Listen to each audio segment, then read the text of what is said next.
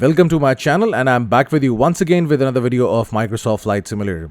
In this video today I'm going to review the PMDG's Boeing 737-800.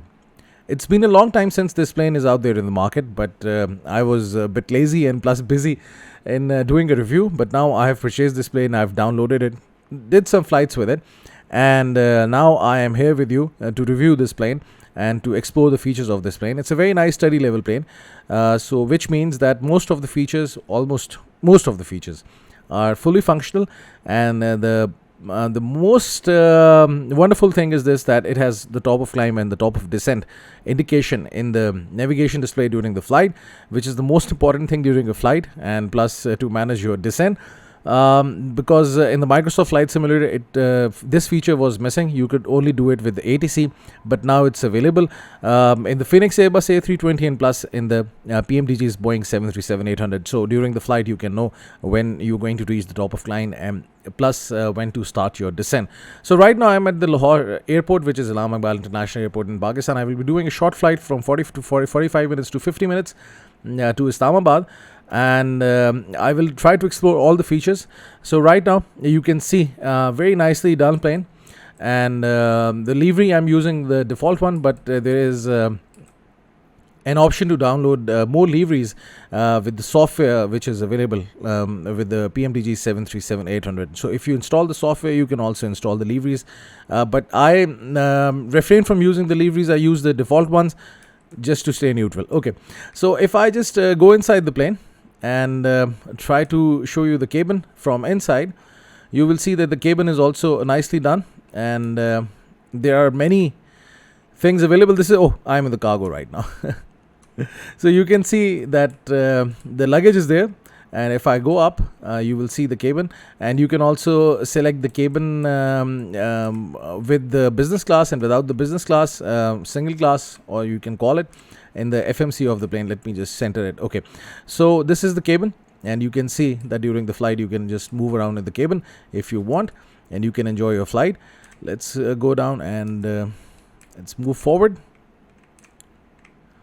Okay, so this is the cockpit. Actually, I'm very bad in remembering the keys because so here is the cockpit, and here I am outside the plane. Now let's go inside and let's see the cockpit from inside. Very nice cockpit, and the graphics, I like it, and the details are also really good. So let's start the plane, and let's turn on the batteries. Let me also get my checklist ready. So the checklist is also ready. If you see one thing is missing in this plane is the electronic flight bag, which is the tab, which is available over here. If you're flying the Zevo mod 737 and the X-Plane 11 and plus the level up Boeing 737 NG series, you will see that the electronic flight bag is there, through which you can use the ground services, and plus you can calculate the fuel and the payload, and plus some other plane related and simulation related options are there, but in this version it's not there. I'm not really sure about it, but maybe in the near future it's available or not. I cannot say about that, but right now you can control everything from the FMC, which is the flight management computer. If you go here, you can see the two options coming in: PMDG Setup and the flight simulation sections. So PMDG Setup is related to the plane. You can see right now the startup state is cold and dark, but you can change it by clicking it. The first time when you install this plane and you run it, it's already up and running, the engines are running and everything is running, but then you can change it to cold and dark if you want to start your plane from the cold and dark state. Then there are many other options available for the aircraft. You can select the equipment. Right now I've selected Collins, but you can change it to Honeywell as well. So this is one thing that you can do as per your convenience, and plus you can see all the options are there. Okay, and plus you can also change the display settings and everything. So failures, yes, you can select the failures as well. I will not be using any failures for this flight. And if you go into the options, you can also click the simulation options related to simulation. One thing, sync captain and standby barrow as well. I've synced it. If you don't sync it, then you have to do it individually for the co-pilot, for the captain. So you can also do it sync captain and first officer EFIS You can also sync that.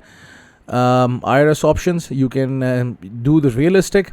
It will take, I think, 8 to 9 minutes for the iris alignment, but then you can select fast or you can select instant. And use last memory position, you can also select this. So there are a few options that you can play around with. I will do a video in detail to explore these options, but just to show you around that, these options are there and you can play around with them. If you go back and you go to FS sections, you can see the ground services. Right now, the ground power type is selected as the GPU card. This is the default card which comes with the PMDG 737-800. So if I request the ground power and I request the air conditioning unit, and if I go out of the plane, you will see the GPU card is there, and plus the air conditioning unit is also coming. So this is an option available with the PMDG 737-800 because obviously this is not the default Microsoft Flight Simulator GPU card. So now you can see the air conditioning will also be connected to the plane. By the way, this time when I was traveling to Pakistan from Riyadh, the flight was through Boeing 777-300. This was the first time I noticed an air conditioning card, because after using this flight simulator and the ground services, I've actually started to explore more things while I'm traveling. So for the first time, because every time when I fly, the flight is through the jetway, but this time it was through the stairs, and I noticed this air conditioning unit parked right next to the plane. Okay. Now, as the GPU is connected, I can turn on the ground power, and the sounds are really good. You can hear it. Real nice sounds. Okay, just you can play around with the lighting, and you can see that the lights are also getting bright. But if you do a flight in the night, obviously the lights give you a very good effect in the night. I prefer flying in the night. I don't know why. I just really like the night time, because for the last 8 years when I'm doing my flights, I always travel in the night. Hardly there are flights in the morning, because I really want to capture the flight as well through my camera. But as the flights are in the night, so that's why I cannot really capture it well. I had to buy another camera, a Sony Alpha 7C, in order to capture the low light video. Anyhow, so this is all done. Now what I'm going to do is this. I'm going to check for the hydraulic pumps. You can see by default they are in the off state. The fuel pumps are also off. What else? We have to disengage the master caution. I've already done it. Lights are there. Emergency exit signs for the door. Set that to arm, and then let's close the lid. And then what else? Position light to standby. It is there. Now it's time for the fuel and load. So if you go back, you will see that in the FS sections, if I go to menu again and I select FS sections, you will see fuel. So fuel is in pounds, as you can see it over here, 11,560. You can enter it over here, and plus you can go back and you can select the payload as well. You can set it to max, set empty, or you can also set random, whatever you want. But right now I've set it as max. The gross weight is coming, maximum takeoff weight is coming, takeoff center of gravity, zero fuel weight is coming, and load level is 100%. So I'm carrying a full load right now. There is no takeoff performance calculator, but it is done automatically with the FMC. If you're used to flying the Zebo mod and you're used to flying the level up, you can see the takeoff performance calculator is there, but in this plane it is done by the FMC. Okay, so this is now done. As the fueling is done, you can see the fuel is there in the tanks. I'm using the instant option, but you can use the real time as well. So you can turn on the seat. You can turn on the seatbelt signs. That's it. Recirculation fan automatically set to auto at the start. And what else? Packs, let's set them to auto. What else? Autopilot off. Done. Check. Speed brake is off. Done. Check. Okay, so we can do some tests as well. You can see that you can carry out some tests. This is the fault test, APU test, and plus the fire test. You can see this is all working.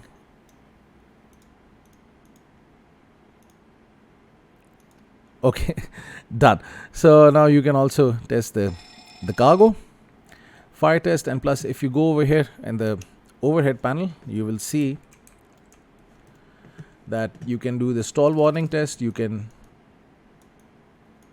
no, the stall warning test 2 is not working. This is for the first time it's happening. Otherwise it works. So you can all the things are working, but right now I don't know why this thing was not working. Flight recorder, it's also working. Done. Test.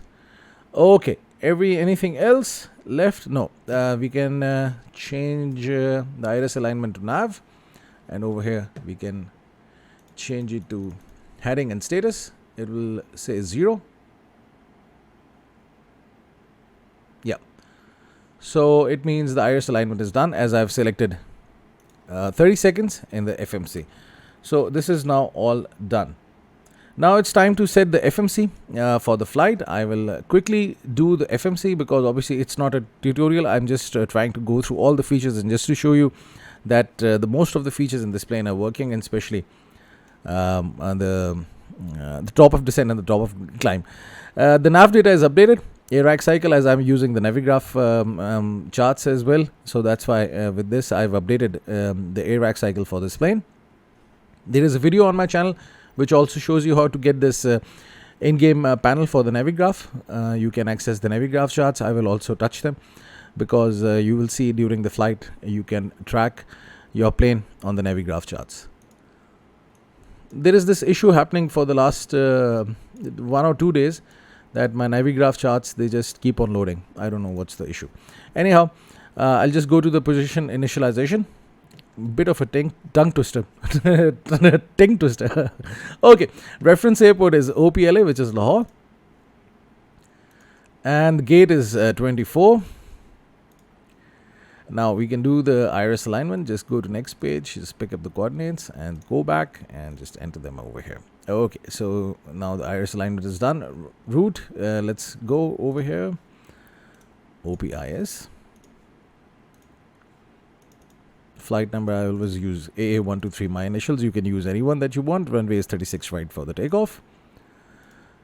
Okay, now this is done. I can go to the next page. You can see the route is empty right now, but before this I will select the departure, 36 right, and Umuk 2D is used for the departure, and then I will use J220 to Salna, and then direct to SLT. This is a VOR, so that's why we'll select the first one. Because I do this flight a lot, so I remember all this by heart. It's easy to do a short flight for the video purpose. And this is the last waypoint, activate, and after this I will select the approach. Approach will be ILSY 28 left, and transition will be ISDO and Indy 1A, and that's it. Execute, go to legs, and we can see the flight plan is there without any discontinuity. Okay, so this is all done. Request the winds. Okay, now what I'm going to do is go for the initialization information. Performance initialization, 0 fuel weight, 138.3, and you can see the reserve is 5.0. Cost index I will be using 18. Flight level will be 250. The wind at the cruising altitude is 290 degrees, 019, 290, 019 knots.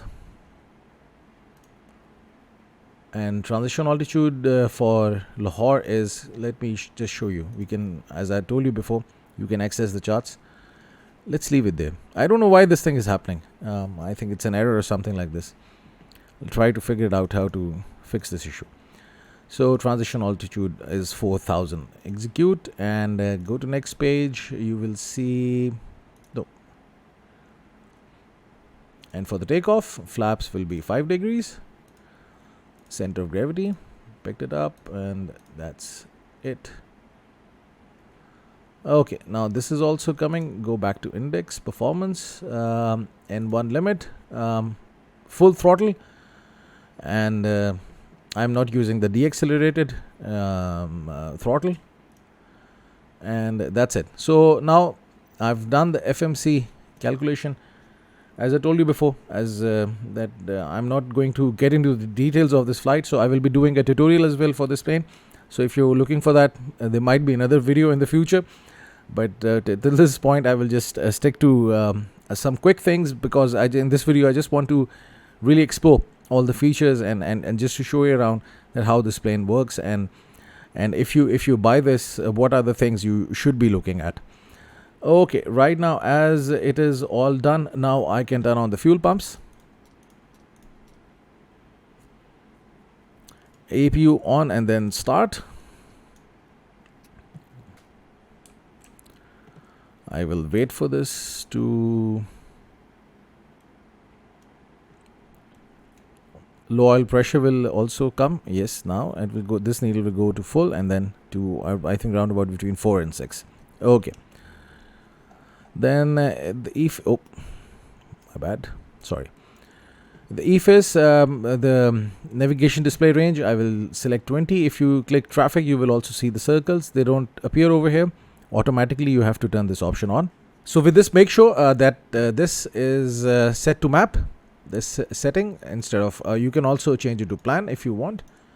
You can change it to plan, and you can look at your flight plan. If I go here and select plan, and if I go to the route, legs, and if I go and press step, you will see the complete flight plan. This is the top of climb. I think after the flight will come somewhere around over here, and then index, and this is a deacceleration point. At this point, I should be at ISDO. My speed should be 220 knots, and the altitude should be 6,000. And above, and this is the final descent point, and then this is the runway. So now you can see the flight plan is there and good. If I click TFC, you will traffic, you will see these lines coming up. Okay, now this is all done. APU is now available. I can switch the power now to APU. It is done. APU bleed should be on, as you can see over here. Engine bleed switches are also on. Close the doors and disconnect the GPU. So this is the next step that we are going to do. Okay, so let's go and let's go to the FS actions, ground services, release and release. And if I go to next page, stairs, release, that's it. Next page, if I go back and check the doors, all the doors are closed. Let's go out and see. So the stairs will also go and the doors are closed. I have not used the cargo option as well, but as you can see in the ground services, you can also call in for the cargo, and you can set the cargo and everything. Okay, so this is all done.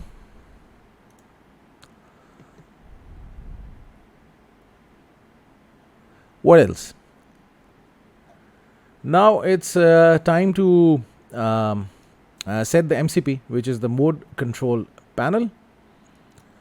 Okay, so I will set the altimeter to 25,000 feet, although it should be set according to the flight plan, as now I cannot access. I don't know why this thing is happening. Now the charts are here. I think maybe my internet is slow, or what the issue is. It's taking a lot of time. Okay, if I have generated a flight plan, and I can bring it from SimBrief. Yes. So this flight plan is here. OPLA as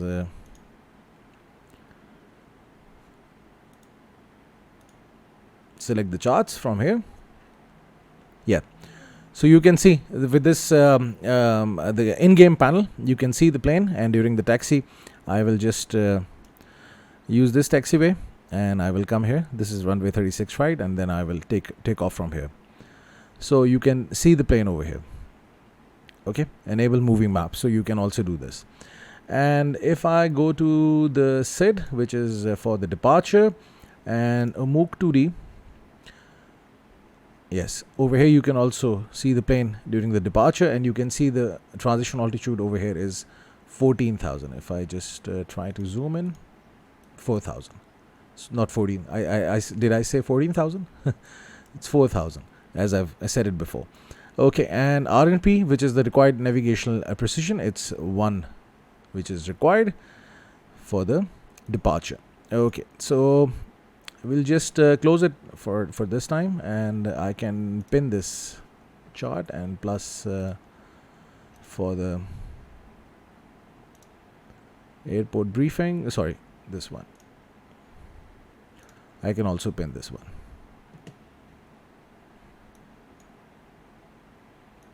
Now you can see these two charts are pinned in the Navigraph. I can always call them. Okay, so let's set it to 25,000.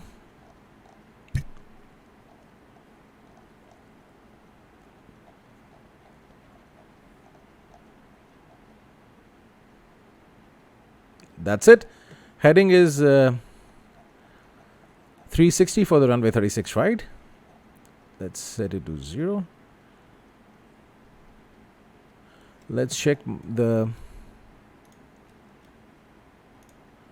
V2 is 149. I'll set the speed to 150 knots for after the takeoff. This is the speed that the autopilot will try to achieve right immediately after the takeoff because of the auto throttle. Okay, so this is now done. Then I have to turn on both the flight directors and arm the auto throttle. This is also done, and LNAV for the longitudinal navigation so that the plane follows the flight path, and plus for the climb and descent for the cruise. VNAV, which will control the speed, and plus the climb and the descent of the plane, or the climb and descent rate of the plane during the flight. So this is also done. You can see this is working. Now I can proceed further with the startup procedure so that we can do the pushback. The standby power is covered. This is all done. Hydraulic pumps. Let's turn on the hydraulic pumps. This is done. Anti-collision light. Logo we don't need in the morning, but anti-collision is on. And wing light we don't also need it. Wheel well we don't need it in the morning. We can just skip this, but if you want, you can turn it on. You can see all the light switches. Everything is working. Okay. Now, what to do is this, that we have to check the altitude in the overhead panel for during the flight for the cabin pressurization.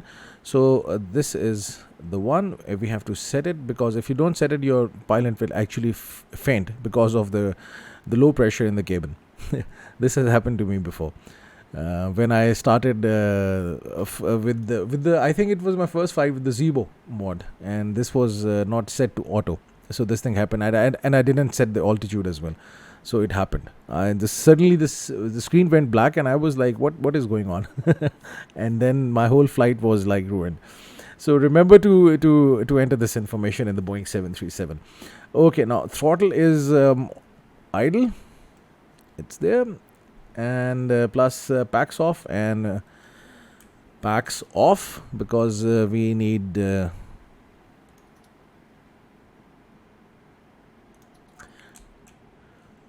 power to start up the engines. Okay, now it's time to release the parking brakes, but unfortunately I don't know why the parking brakes are not working in the version that I have. You can see, and I've also configured it on the controller that I'm using. It's Logitech 3D, and you can see once I keep on holding the button, the brakes are engaged, but you can see this, you can hear this sound as if it's trying to go back. You see? So if I release the button, it goes back. So parking brake is not working. It's happened for the first time with me. I don't know, maybe it's some issue with the installation instance that I have on my system, or maybe it's with the plane. Maybe in the next update, if there is any, this issue will be solved if there is an issue. But right now I cannot engage or disengage the parking brakes. Okay, so now it's time for the pushback. So let's go over here, and you can see that I can call for the pushback from the FMC, and you can select the distance, the distance to taxi line. We can select it because taxi line is a bit far over here at the Islamabad International Airport. What if I select 300 and 320, because at 262 it just stops a bit short. Push style straight out, I will use the L, because I have to turn what you can say left, the nose towards the right, because I have to go this way, right. So that's why I have selected the turn nose right and degrees 90, and chocks to be removed, and then we have to select the tug. So once you select the tug, and if you go out, you will see that the tug is now connected, not the default tug for the Microsoft Flight Simulator, but this is the one with the PMDG. You can use this one. Okay, go back in the cockpit and let's start the pushback. Go ahead. We've been cleared for pushback and start. They want the tail to our left. Roger that. Ready to push. Tail to the left. Park brakes off.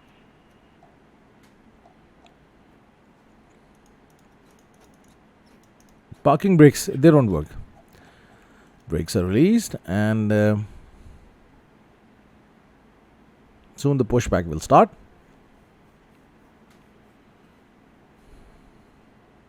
Brakes released. Here we go. Okay, now just to save time, I will try to start the engines. So it's time to start engine 2.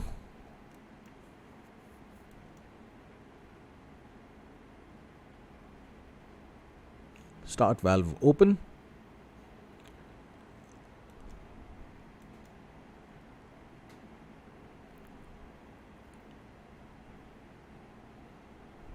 Let's turn on the fuel control switch for engine 2.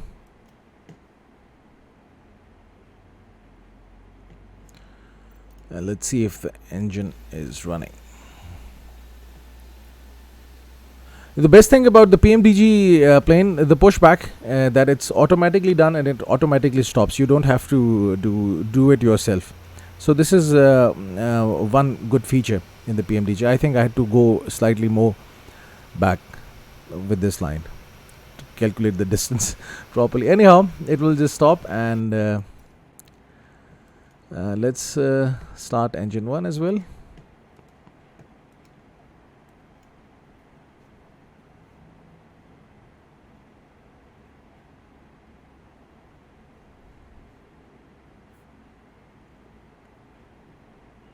Pushback complete. Park brake, please. So I cannot engage the parking brakes. I cannot do that. Okay, so let's the fuel control switch to on for engine 2. Alright, steering pin is disconnected. Watch for the slip release from guide side or left. Have a good flight. So the pushback tug is now gone. You can see no pushback tug. That's good. That's it.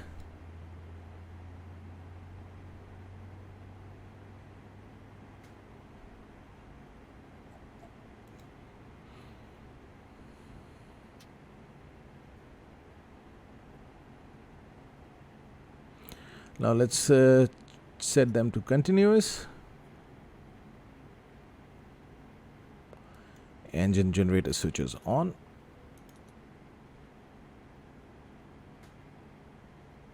APU off.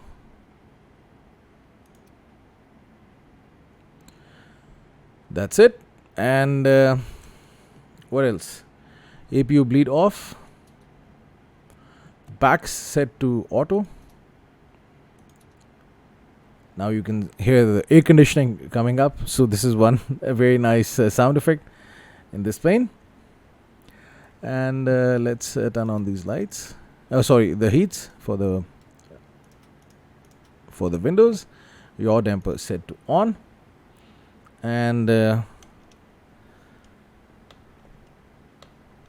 flaps, let's set to 5 degrees. And one more thing which I forgot to do before. If I go over here and during the takeoff, I have to actually check for the trim. It's 4.73. Let's set the trim to 4.73. Just near to 5. That's it. So now this is all set. Flaps set to 5. and this is the auto brake set to RTO, which is the rejected takeoff. So now all the settings are there. You can see everything was functioning properly. And let's now taxi the plane and try to take this plane up in the air.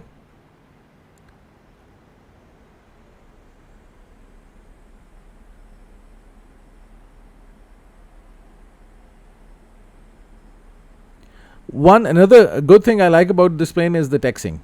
It's very easy to taxi this plane.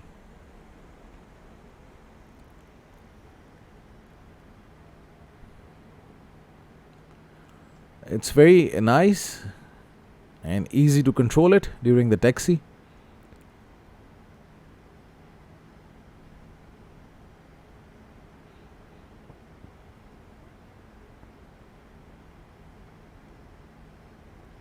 Few days back, I was actually trying to do a flight, and during the pushback, the plane didn't turn towards the left, and while I was trying to taxi, the plane was not turning, and it was kind of a problematic thing for me because I was not expecting this thing to happen.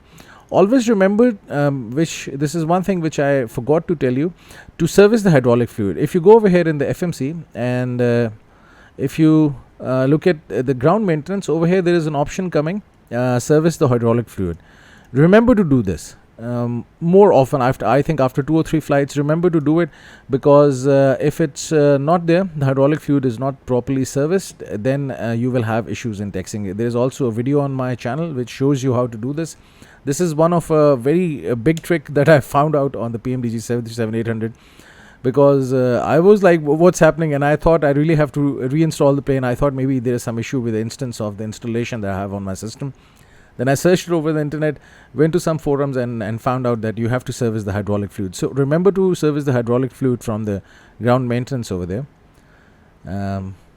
so that there is no issue during the taxi. Otherwise, your plane will not turn.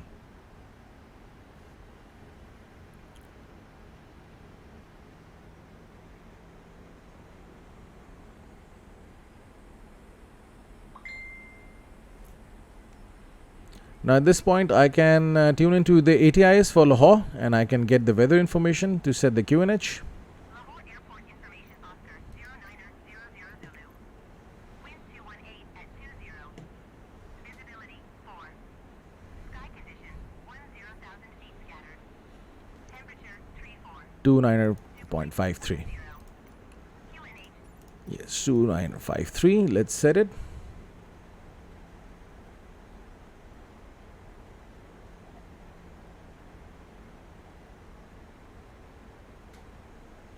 You can see, as I showed you initially, that the EFS is actually connected to the first officer EFS as well. So it's set at both the sides, but you can set it for the individual setup. If you are flying alone, I think you should synchronize them, because it's very difficult to just like switch between the first officer and the captain during the flight. So I just synchronize both the settings. In the Phoenix Airbus A320, you have to do it individually for both the sides. I think there should also be a setting for that plane. I haven't explored it, but you have to do it for both the sides, for the captain and for the first officer. Right now for this flight, I'm not using the ATC communication, so I'll just because during the recording, obviously ATC communication is kind of a big interruption. So I just wanted to keep it like this so that I can just relax, enjoy the flight with you guys, and just review the plane and all the features of this plane. Okay. So here I am at the runway 36 right.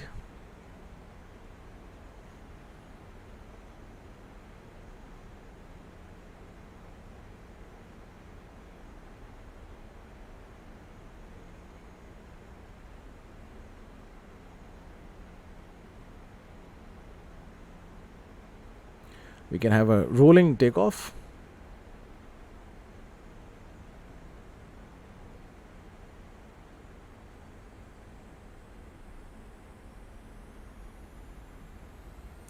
Full throttle.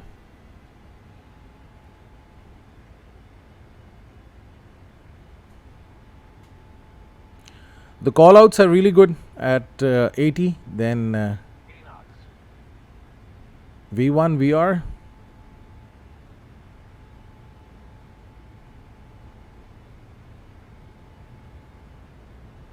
rotate. Okay. So now rotate. Positive rate of climb. Gears up.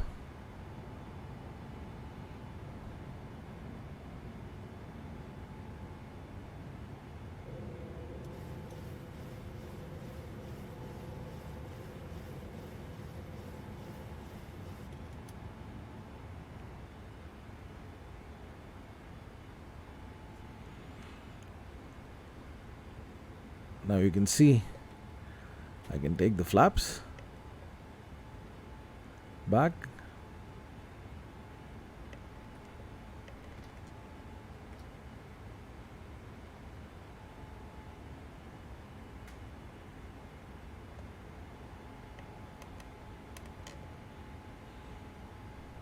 Now the flaps are retracted, as you can see over here on the PFD. It was saying up, so now the speed will be set to 250 knots, and then you can see the throttle has now been reduced because we have reached the thrust reduction altitude. I can turn on the autopilot right now. This is one of very good features in the Boeing 737 as compared to the Airbus, because in the Airbus you have to reduce the throttle yourself to set it to climb. But in the Boeing 737, if you have activated the VNAV, your auto throttle is active. So once the plane reaches the thrust reduction altitude, the thrust is reduced automatically, and the plane reaches the given speed.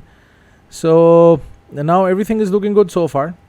And if I open the charts right now, I hope they get loaded right now.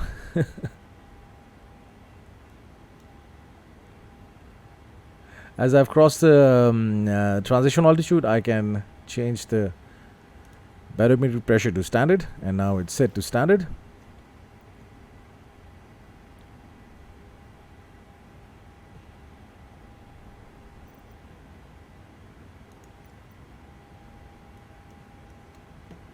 So everything is good. You can see everything is working perfectly all right. I can set the brakes to off.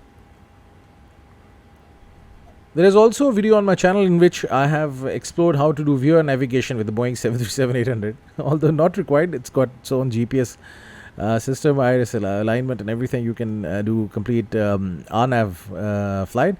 But with this, I've shown you how to do the VOR navigation. It was a nice experience flying VOR with this plane. So now the speed is set to 250 knots. Let's go out and see how the plane looks from the outside during the flight. So here we are.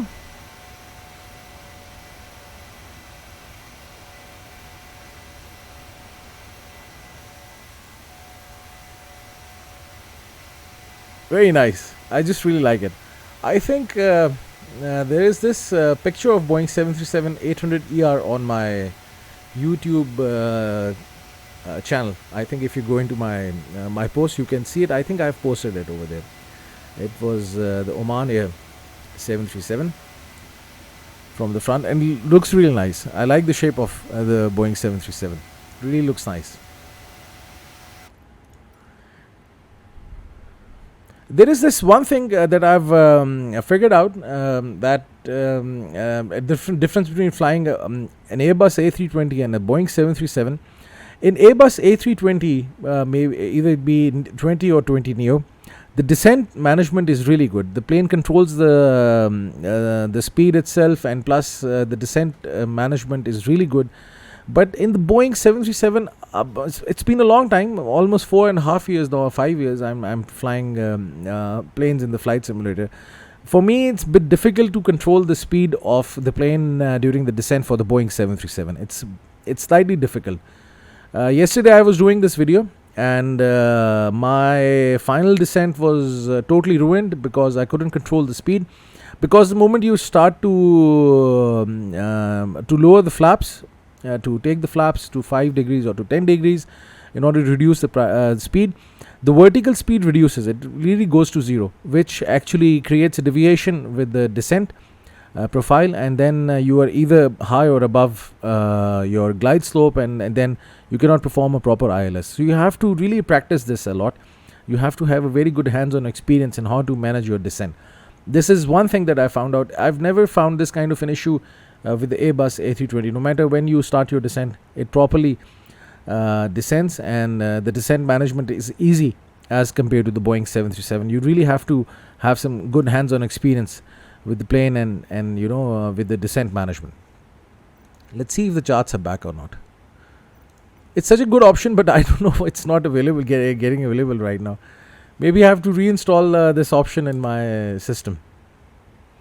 At times it's loaded, at times it's not loaded.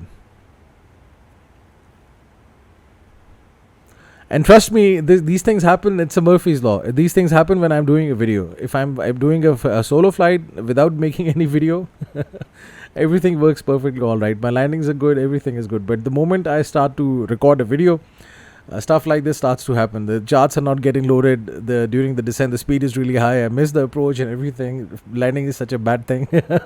I don't know why this thing happens. And plus, for me, as I'm doing a regular job, 9 to 5 job, and I live here alone as well in Riyadh. My family is in Pakistan, so I have to do my laundry, my food, everything, and plus take care of my clothes and everything. So I get very little time for the videos. So while I'm trying to make a video, I just try to make it within 2 or 3 hours, a short one, so that I can post it on my channel. Otherwise, if there is any issue, I don't have the time to redo it. Yesterday, as I was telling you before, I did this flight and I had to redo it today, so I missed one more day in my life in making this video, because the YouTube algorithm is really funny. If you're doing your videos on regular basis, you're getting some good subscribers, you're getting some good traffic. But if you're not doing your videos on regular basis, eventually your traffic drops. Obviously it's a fair game. Those people who are actually regular on the YouTube and posting their content regularly, YouTube supports them. For me, it has been an issue. After January, I was not able to make my videos on regular basis. My traffic just dropped, and the subscriber count also slowed down. But now, for the past I think 1 or 2 months, I'm a bit regular, so the traffic is now back and my subscribers are also back. And I'm just trying to do almost one video a day, just to get some good momentum, because I'm doing these videos for the last 4 years, and I've not been able to capture a very big audience. Although right now, if you talk, my subscriber count is around about, I think, 9,200. I'm trying to touch 10,000. And recently, I think 12 days back, I just had a count of 2 million views on my channel. Thank you very much for to everybody for watching the videos and staying with me. But I'm just trying to increase the magnitude and plus the volume of my channel by exploring all the planes and all the options and everything, as you can see it on my channel. So this is something I just wanted to talk to you about. So I just wanted to access the charts and show you how you can access the charts, and you can finally they are up. Such a good surprise. I don't know why this thing is happening. I have no idea. Okay, so if you can see, you can track. I think we have passed Umuki. Yes, the plane is almost near Sala, but you can, as I've shown you before, that you can see your flight on the airport charts. So let's go to actually OPIS. No, not a new flight.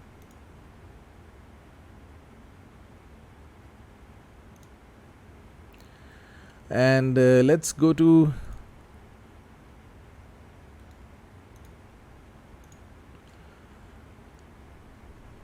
arrival, and I think this is the one. This is already pinned. So once I'm near Indec, you will see the plane over here, and this is for the runway 28 left. So the frequency for the ILS is 108.1. Let's enter it right now. 108.1.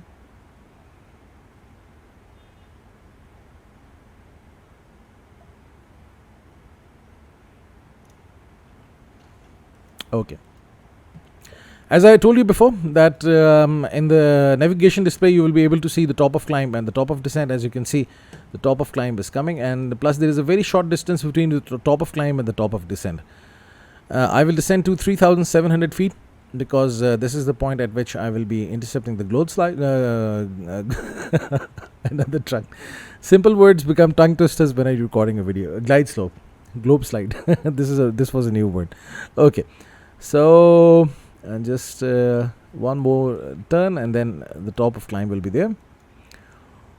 And the barometric pressure in Islamabad will be, let's check it. I have the weather report with me, the meter. Let's refresh it. It's 1001 HPA. It's raining in Islamabad today, but I've changed the timings over here. I think the weather is actual, so I should see rain while landing. And the decision height is 1947 for the baro, and for the radio it's 200. I will use the radio 200. We can also use the baro 1947, just 200 feet above the runway, because the runway elevation is 1747, as you can see over here, which we have also entered. 1747, which is 1750, which I entered over here for the cabin pressurization altitude. Now you can see the plane is about to level off, so that's good. This arc is telling you that the plane will actually reach the top of climb over here. Now soon the plane will be reaching the top of descent. I don't know why this option is missing in the Microsoft Flight Simulator. It should have been there since the beginning. But thanks to the Phoenix simulation, then plus the PMDG, that now in their planes we have the top of descent and top of climb. So proper flight management can be carried out. As I told you before, it's a very nice steady level plane. You can see all the information coming here, and you know, all the indicators are there. FMC speed, you can see it over here, that it's showing you that VNAV is controlling the path, the LNAV is activated, FMC is controlling the speed, and plus the top of descent, top of climb, everything is coming. Now let's set the altitude to 3700, and soon the descent will start.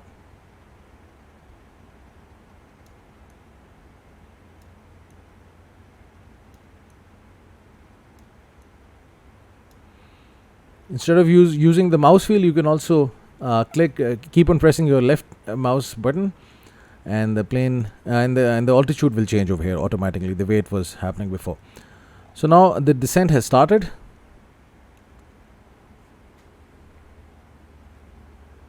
You can see over here the deviation from the descent profile. You can see it over here and plus over here as well.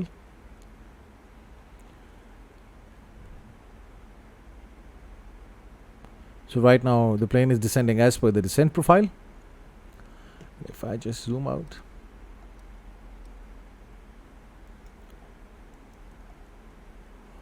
you can see a de-acceleration point, because at ISRO the plane should be at the speed of maximum 220 knots. So I'll reduce the speed to 220 knots, and the maximum altitude is 14,000 and the minimum is 6,000, but you have to be at 6,000, because then it's a very short time between this point and the next point, because you have to be at 5,000 feet, and near the final descent point you should be at 3,700.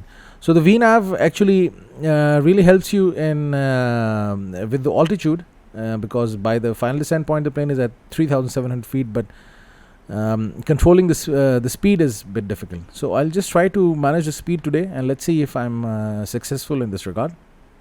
Now I have crossed the transition altitude for Islamabad. I think the transition altitude for Islamabad is what it is.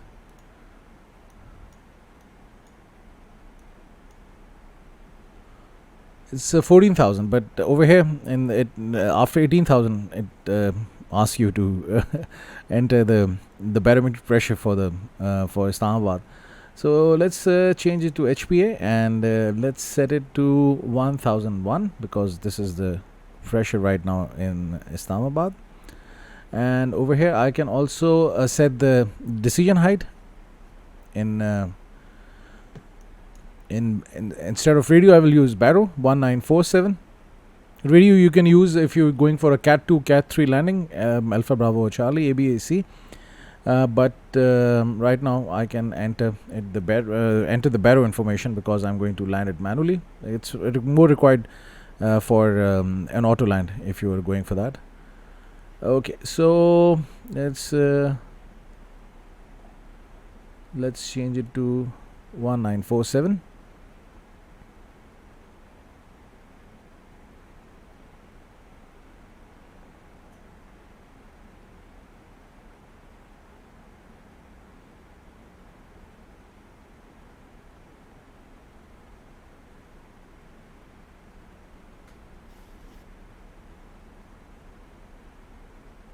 It's easy to enter it in the Airbus because you simply have to type in this number, but in the Boeing you have to do it like this.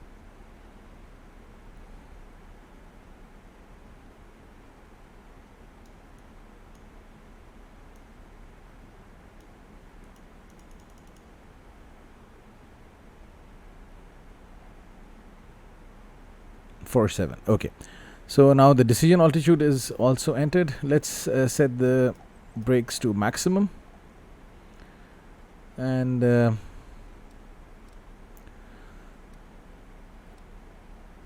soon the plane will be crossing Punop, and after this there's a deacceleration point. Let's see if this thing works right now. I just wanted to show you guys everything which is working with the PMDG Boeing 737-800. You will see the plane over here on this chart. It's nice to have the Navigraph subscription. If you don't have it, for me, I think I've been refraining from having a subscription for a very long time. I was just using the charts, but with the Microsoft Flight Simulator coming in, with all these options coming in, I have now got the proper subscription for the Navigraph, because what you can say, the integration of the Navigraph charts with the Microsoft Flight Simulator is really nice. Just slipped out of my mind. Okay, so I think at this point the plane will be crossing 10,000 feet and the speed will reduce to 250 knots, and then I will take the flaps, because you can see the flap settings also coming over here. At 250 you can set the flaps to 1, so I will start taking the flaps before.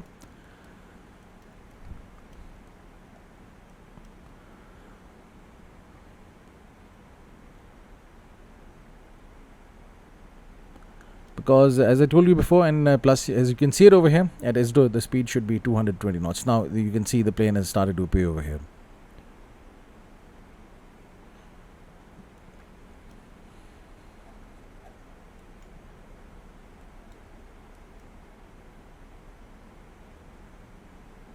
So we have the ILS frequency over here. The plane is descending as per the profile, so it's good.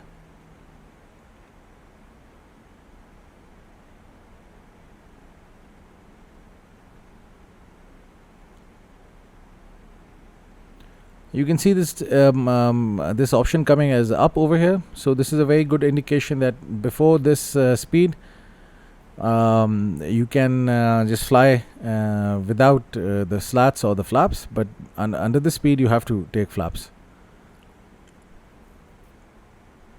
So it's a good indication. In the Airbus it comes as a green dot, which is known as the green dot speed, the optimum speed with the where there's a good drag to lift ratio.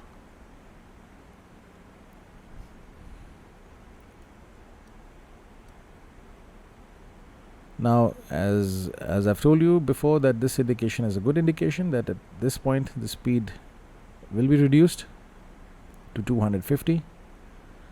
Speed is a bit high because the vertical speed was high. Now the vertical speed is reducing, and the speed will reduce.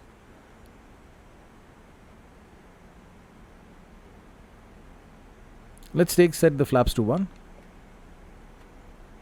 As you can see, this red line coming showing you the overspeed, and the speed will not reduce. Oh, it will go to 200. That's good. 194. So that's good. As I told you before, that at this point the speed should be 220 knots. It's advisable to take it like this.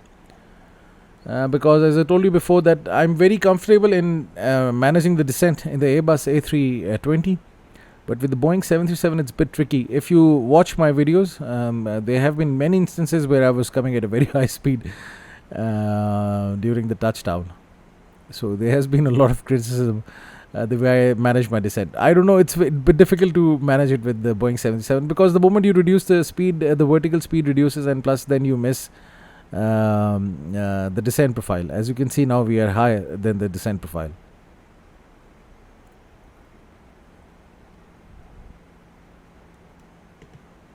That's why today I am being careful and just trying to reduce the speed bit early so that I don't have to make this video again.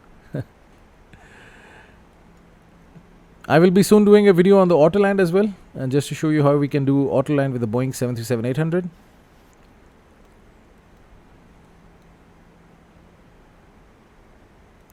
This line is for the missed approach.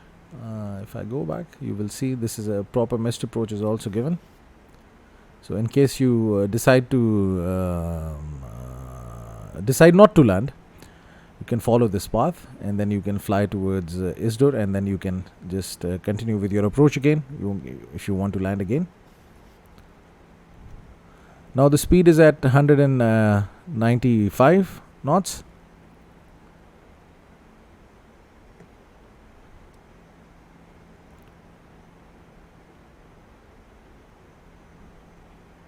So everything is looking good so far. At this point, the altitude should be 6,000 above, but it's advisable to be at 6,000. It's good to be at that same altitude, because then you will be able to intercept the glide slope properly. You can see we are higher than the descent profile. I think the vertical speed should increase.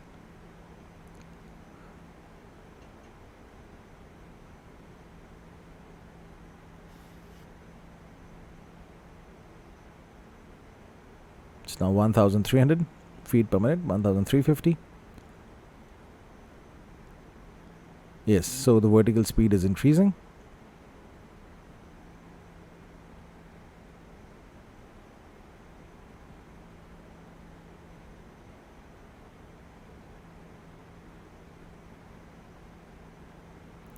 Another deceleration point.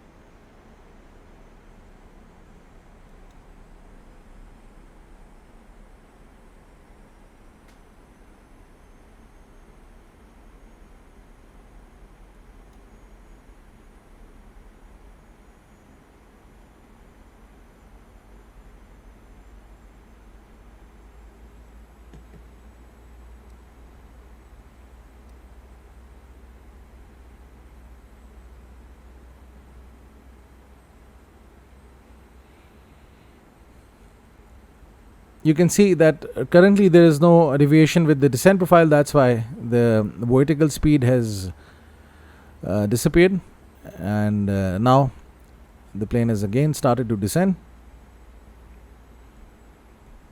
because then the plane will be missing the descent profile. Okay, so I can set the flaps to further 5 degrees. Reduce the speed. Now if I go here, you will see the plane is coming for the final approach. Okay, so I just wanted to show you the integration of the Navigraph charts with the Boeing 737-800 from PMDG. You can see it's really good. The speed will now be set over here, 170 if I'm not wrong, 175 I think, 74, it's coming. How come I miss it? Okay, so that's it. Everything is good so far. My flight is good till the final descent point. Everything just messes up after the final descent point. Okay.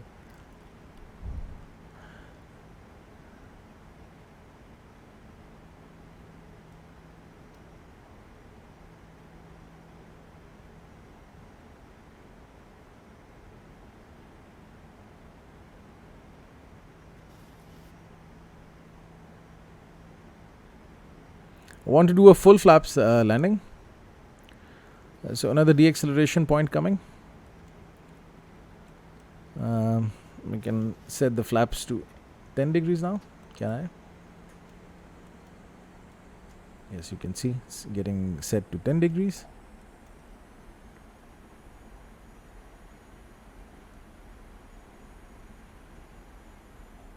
Okay, at this point I can deactivate the VNAV and then I can reduce the speed to 150 knots. You can see as I was slightly above the glide slope, so that's good. And you can see this arc coming. Before this point, the final descent point, the speed should be, the speed will be, the altitude will be 3,700. I'm more concerned with the speed right now as for the mishap of yesterday. Okay, so you can see all the things are working good so far. The speed is not reducing.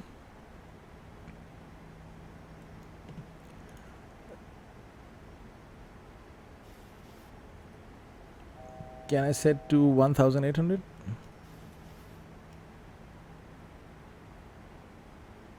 $1,000 to go.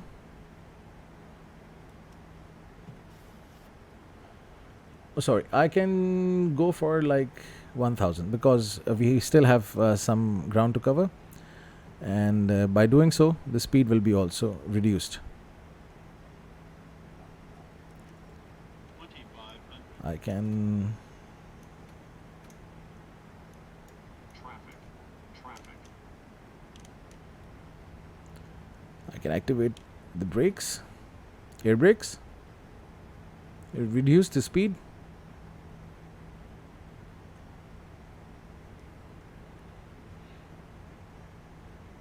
So we are slightly low, but that's good. It's better to be low than on a higher altitude. Now I can deactivate the speed brakes, and with this can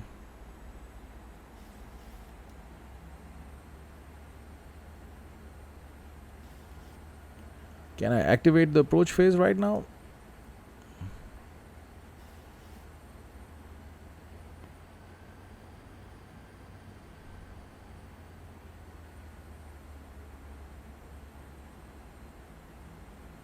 Yes, and lower the gears, flaps set to full, speed at 140.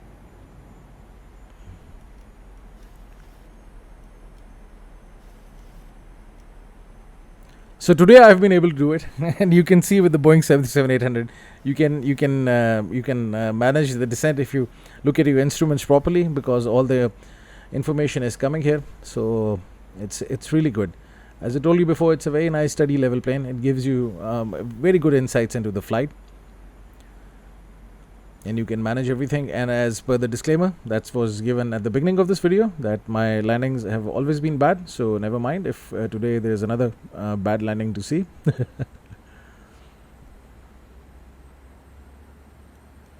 So the speed brakes are set to maximum.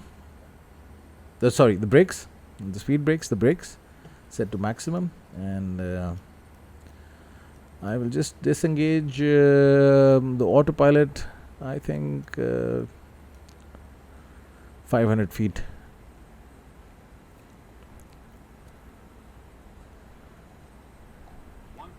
Visibility is really low today. Now I can see the runway.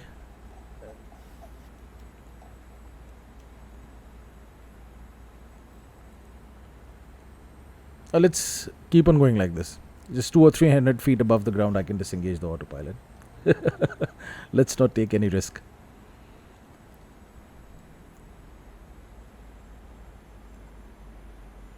So we have the visuals with the runway. So because this is the decision height actually tells you that if you don't see the runway, then you can perform a go around. 300. Approaching minimums. Approaching minimums. That's it. 200.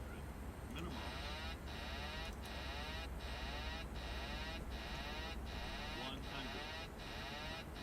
Oops. Anyhow, today I'm going to touchdown. At any case.